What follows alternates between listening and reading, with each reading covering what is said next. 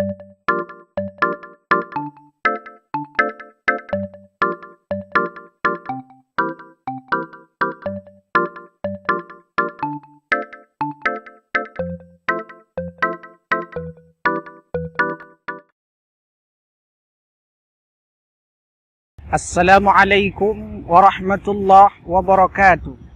Alhamdulillah wassalatu wassalamu ala Rasulillah wa ala alihi wa ashabihi wa mawalah.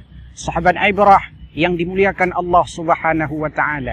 Suatu ketika seorang pemuda datang kepada Rasul dan dia berkata, "Wahai Rasul, izinkan aku berzina." Kemudian orang-orang yang ada di sekitar Rasul ikut menghardik sang pemuda.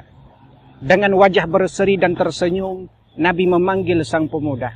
"Wahai pemuda, relakah engkau ibumu dizinahi orang?" Dengan lantang sang pemuda menjawab, "Enggak ya Rasul. Kalau enggak, orang juga enggak rela ibunya dizinahi orang."